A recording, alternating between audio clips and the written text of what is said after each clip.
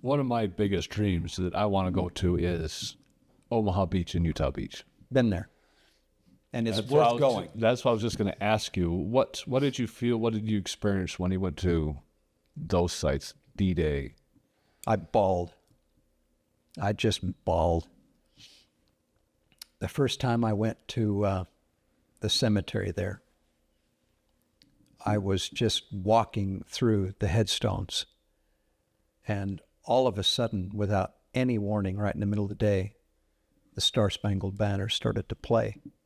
And I'm walking through these perfectly arranged headstones that commemorate those who died on that day.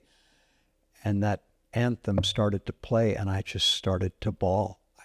I was overwhelmed by the feeling of gratitude for their sacrifice.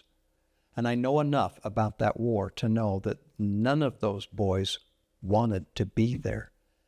They were fighting for a dream that they had, but that had been taken from the people who were in front of them on the continent. They crossed the channel.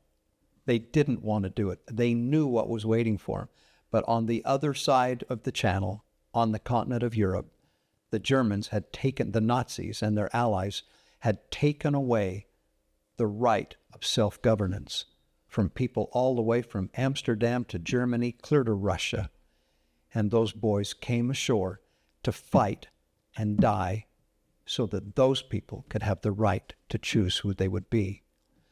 I go all over the world, and I see people decrying Americans and calling us all kinds of names, but in that region, to this day in France, those people who are French citizens are profoundly grateful and remember with sacred gratitude that day and those men and why they died, and they have not forgotten, and they are still grateful.